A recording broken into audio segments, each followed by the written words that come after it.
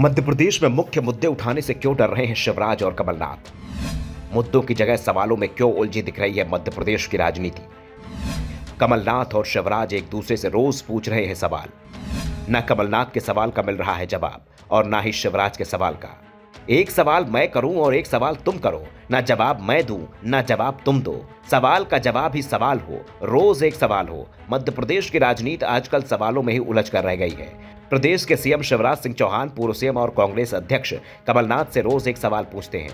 कमलनाथ से उनके 15 महीने के शासनकाल का हिसाब मांग रहे हैं। शिवराज को बीजेपी का घोषणा पत्र भले ही याद ना हो, लेकिन कांग्रेस के घोषणा पत्र की एक एक लाइन याद है। वो रोज 2018 के विधानसभा चुनाव के समय कांग्रेस ने जो घोषणा पत्र जारी किया था उसे पढ़ रहे हैं और उसमें से एक नया सवाल खोज रहे हैं। शिवराज के पास सवालों का पिटारा कांग्रेस के घोषणा पत्र से हाथ लगा है, तो कमलनाथ भी बीजेपी सरकार के 18 साल का हिसाब किताब लिए बैठे हैं।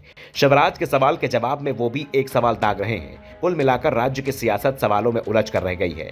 राज्य में 8 महीने बाद विधानसभा चुनाव होने हैं और चुनाव से पहले कांग्रेस और बीजेपी दोनों ही सर्वे करा रहे हैं। सर्वे की रिपोर्ट बता रही है कि इस बार विधानसभा चुनाव बेहद कांटे का होने जा रहा है।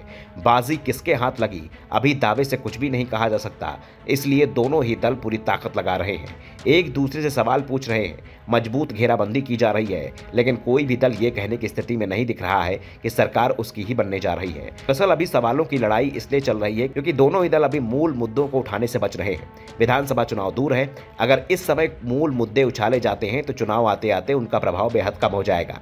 जिन मुद्दों के सहारे सरकार को घेरना है वो समय के साथ कमजोर पड़ जाएंगे, इसलिए मुख्य मुद्दों से दोनों ही दल दूरी बनाए हुए हैं। लेकिन चुनाव तक माहौल को बनाए रखने के लिए सवालों का सहारा लिया जा रहा है। दोनों ही नेता एक दूसरे को कमजोर और असफल बताने की कोशिश में लगे हैं।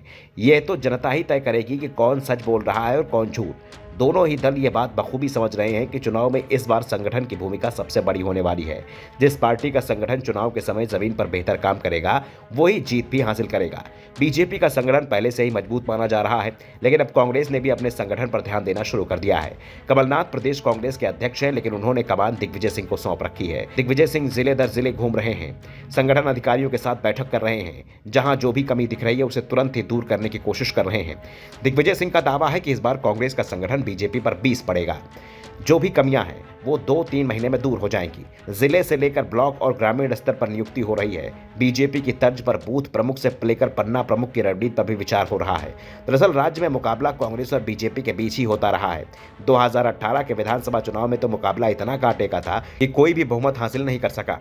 दोनों ही बहुमत के बेहद करीब पहुंच गए थे। 230 सदस्यीय मध्य प्रदेश विधानसभा में कांग्रेस को 114 तो बीजेपी को 109 सीटें मिली थी।